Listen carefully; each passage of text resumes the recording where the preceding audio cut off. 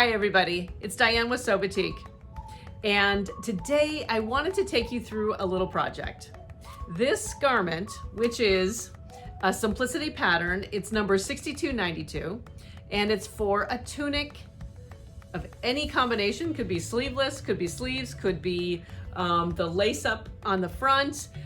There's also a pant in this pattern, so you can create your own complete ensemble. But I started this project before Valentine's Day, thus the color azalea. I was going to have this ready to go for Valentine's Day, and my schedule just got a little overwhelming and I did not get it done. And it is March right now, March 23rd. And so just a little bit late, but anyway, I just finished the Sunflower of Hope project, which was a little mini wall hanging that was designed by Annette of Southwind Designs. And that was a little project to create a sunflower, which is the flower of Ukraine. And I wanted to do the challenge. It really spoke to me. And so I finished that.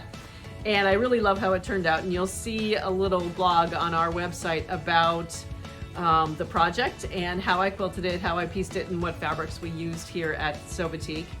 And yesterday I finished quilting up 2 layers, well, I shouldn't say 2 layers, 2 batik cottons. I'm going to make a get out of town bag, which is a Bayani pattern, and show you how to go through the process of cutting out that bag and all the little nuances behind it. And we have kits for the bag, so if you're interested in making that bag, it would be a great idea to get yourself a kit, which is all the hardware, all the interfacing, all the soft and stable, the fabric, whatever you need to make this bag, and kind of sew along with me. It would be really, really great fun. So I'm going to take you through that project as well. But I needed something like a palette cleanser. Can you believe that in the sewing world? So I just decided I wanted to finish this project, and it is relatively easy. It's a straightforward tunic with the option of a different front closure, front facing here. And I just did the simplest one, which is just a simple straight cut that is made with interfaced facing on the inside of this. So that's a simple way to finish a tunic, and it looks really classy. But I also want to take you through the fabric. We did a little special on our website, and that's actually kind of perfect timing for me to finish this project, is we did a little special with our border rayon. We have a rayon that is the motif name of Durum Dreams. And one selvage edge of the fabric, and I'm going to turn this around so you can kind of see this, and I'm going to lift this up instead of moving the camera. But the bottom selvage has these wheat stalks on it, thus the name Durum, which is wheat. And then it changes in motif to a packed motif into kind of the loose design of the actual tops of the wheat is our intention for this design. And then it transitions into a hand-dye. The hand-dyed color red on this particular fabric, which is azalea, to the other selvage edge. And so when you're laying out this pattern, to use a border fabric or a directional fabric, you lay it out a little bit differently. You're not folding the fabric in half with selvages touching, laying out your garment, cutting it out, and sewing it in a more traditional way, which is following that grain line. Our rayon has the same threads, warp and weft. So I would not worry so much about the direction of the fabric.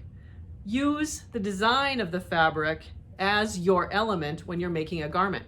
And so that's why I use borders so much, is because you can get such an amazingly beautiful garment without all of the piecing and the workmanship that goes into creating something that has so many different motifs. So what I did with this one is this design of this tunic, and the pattern has various options, so pick the option that works best for you. But I decided to select the one, and I haven't put my sleeves in yet, so this is just pinned, but the one that has a longer back piece and a shorter front, and it will have, let me look over there. It is a long sleeve. I don't think it's a 3/4 length sleeve. I think it's a long sleeve. And so I laid out and I positioned each pattern piece to fit and to match the motifs going across the top. So my sleeves are going to look exactly the same here with the design coming down the sleeve. And I really like how that looks, and I hope you enjoy that process. But the what I have done so far, and I did this last night, is I completed the steps to stay stitch your necklines. Always stay stitch. Take this is just a 1/4 inch stay stitch to make sure that nothing moves when you're adding your collar facing to it or whatever is on the top here. You want to make sure that nothing moves there because a rayon is going to shift. Most fabrics are going to shift because you're cutting it on a curve, or anything that's not straight is going to move on you. So make sure you do your stay stitch. I used to always skip that step, which was really pretty silly. So the next thing that I did is I did sew the shoulder seams together first, and then I added the front facing. I have to tell you, I wasn't even reading my own pattern notes on this particular pattern, but I now always put, unless for some reason you need to have this stitched, your shoulder stitched first, I usually sew my facing on first because I don't need to deal with the bulk of having so much fabric underneath my serger or my sewing machine. So I finished this. This is just a simple facing, and it's turned in and then it's top stitched. I'm going to bring this a little bit closer so that you can see the top stitching and on how that looks. But it's just a simple top stitch. Now the pattern wants, and just kind of the design is to top stitch all the way out about 3 inches all the way around. I don't like that look for me, and I just like this clean look of it being top stitched around the facing itself. So that is how I finished this off, and it's just a simple facing in the back as well.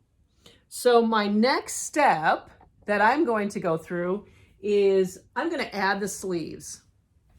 The pattern wants or instructs you to finish your side seams and then sew on an inset sleeve. I cheat and I don't do that. I like to sew the sleeve on because this particular pattern fits very nicely. I've sewn this so many times that I know that I can simply sew the sleeve on and then finish my sleeve and my side seam at the same time. So I'm going to take a minute here and add the sleeve, and we'll go from there. Okay, let's get started today to finish this tunic. I want to show you really quickly, and I know I don't have full view of this garment, but I want to show you how I laid out the sleeve. This is the sleeve, and it will be a long sleeve, not a, I really always like 3/4 length sleeves, but this will be a long sleeve. And I positioned the pattern piece. You see how the top motif here is right along the shoulder, mid-shoulder area. I positioned the pattern piece for the sleeve to be in line with that motif. So everything will match all the way down, and the garment is just going to look so beautiful. So the first thing that I'm going to do now is I'm going to run basting stitch along the top of each shoulder piece in case there needs to be a little bit of fitting. And if I remember correctly, I barely need to move anything. And I think if I were to just do a slight gather on my stitches, That's all I need to fit this sleeve onto the tunic. The next thing I'm going to do is I'm going to use my serger and I'm going to finish the edges all the way along each sleeve and the side seams of the garment. I want those done before I sew my sleeve and side seam together, because we're going to put a little bit of a slit in the bottom of the hem and the side seams need to be flat. And so that's how I like to do it. I like to do a simple serged edge and then sew my seams together. So we're going to go and do that now. I didn't realize how difficult it would be to film some of the red in this particular garment, but hopefully you can see everything okay. I finished the basting along the edge of the sleeve, and it has just a little bit of gathering to it, which will be, if I remember right, just enough for this particular garment to fit the sleeve into the arm ski area. So I think this will be perfect. So my next step is to serge up the edges of the sides of my sleeve and the sides of my garment so that I'm ready to put it all together.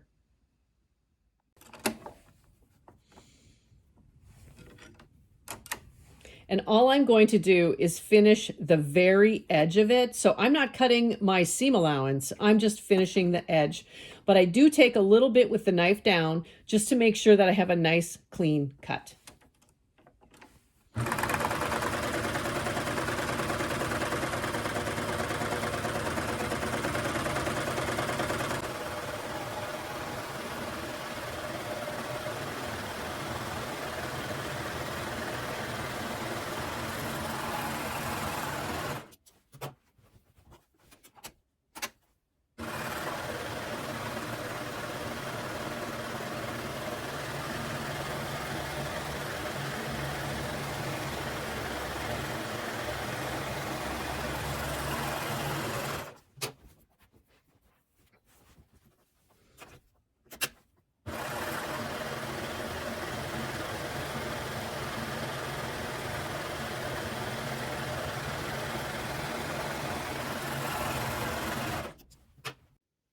It's time to add the sleeve to the garment. If you're following the pattern step by step, and it's the first time you've made this particular garment, feel free to stitch up your side seams and follow those instructions to add your inset sleeve. That's perfectly fine. You do whatever steps you like when you create your garment. I add the sleeve first before I stitch up my arm of the sleeve and the garment. So I'm just going to pin each point here along the way, right sides together, of course. And I start from the left, which is our back piece, and I work all the way over to the right, and I'm matching my notches. So the double notches are typically your back piece. So make sure you're putting the right sleeve on your garment in the right spot. And the center, make sure I have the right notch here. I like to make sure that the shoulder seam is pressed to the back. That's pretty typical on most garments. And then all the way over here to the right, matching my front notch. Now I do clip in. If you are more familiar with cutting a notch out, that's perfectly fine as well.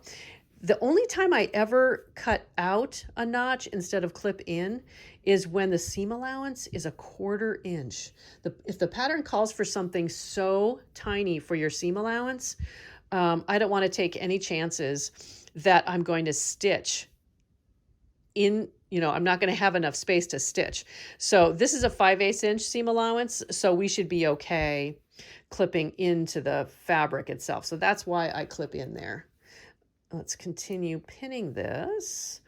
And then we're going to go back and check our fullness on the basting, either pull or let out, and we'll go to the sewing machine and stitch this up.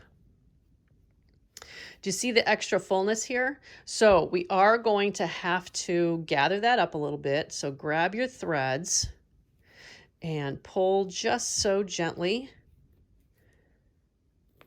Okay, and pull this across. And I gotta start a little bit further over there. There we go.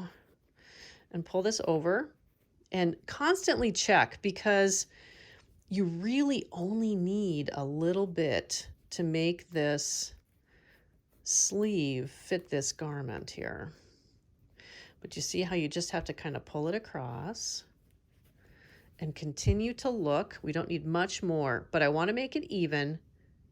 So let's keep pulling it across to the top. And then if we have to, we'll let that back out again. Okay, a little bit more.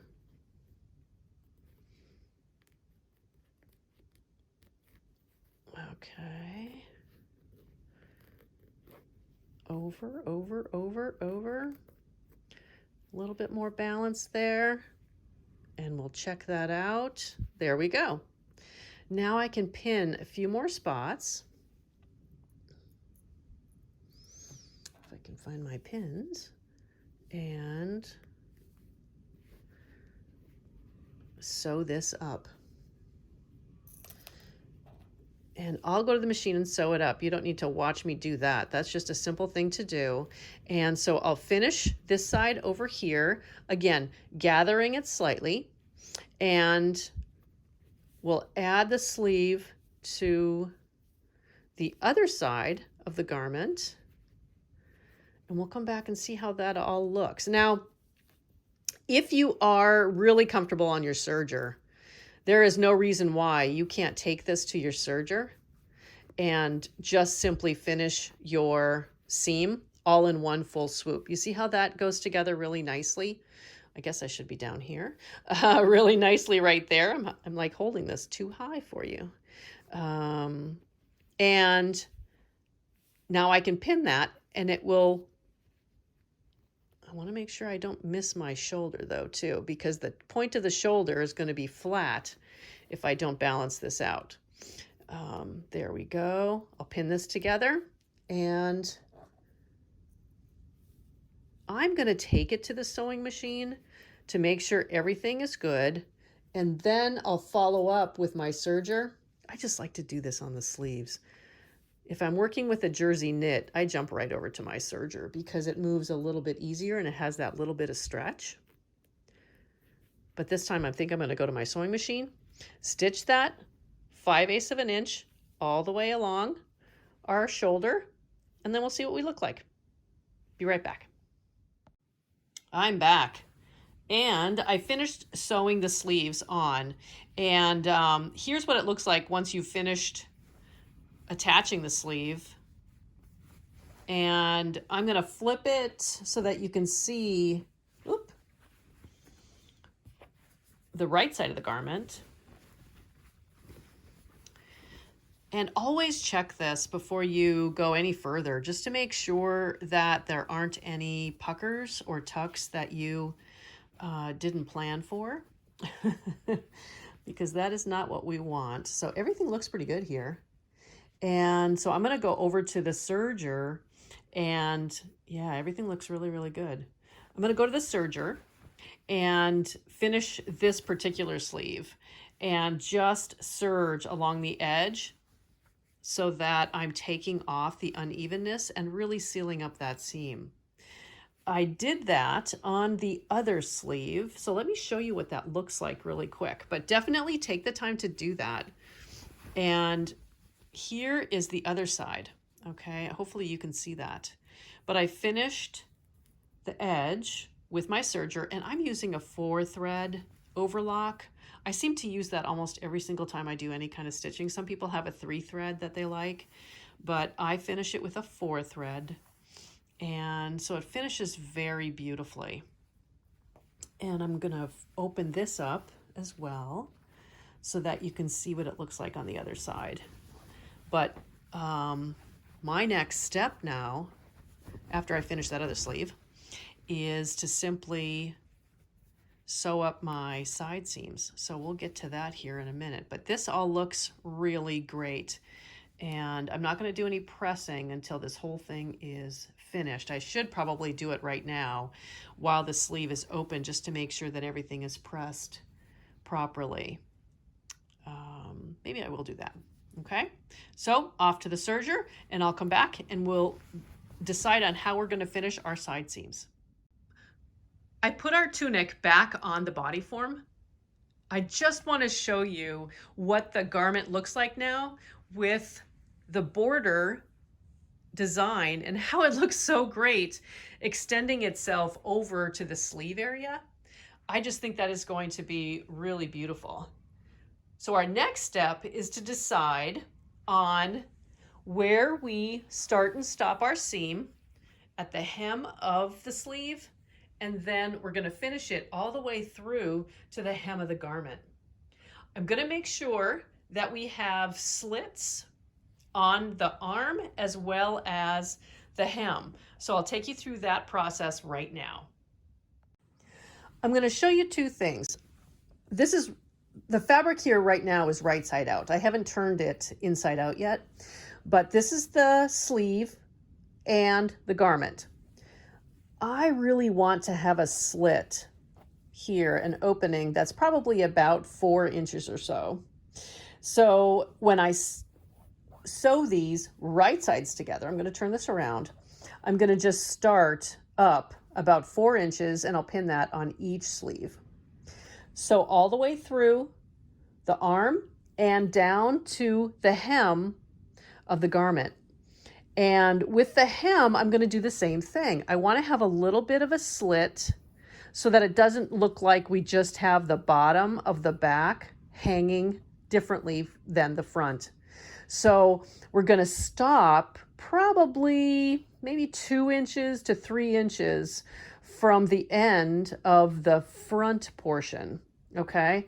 And then we'll finish our edges and hem our garment.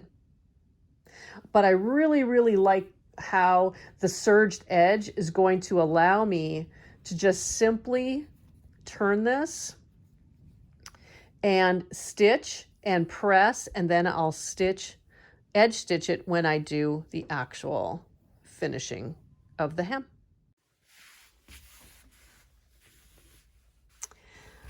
I am at my pressing station, and we finished the side seams all the way to the hem of the sleeve.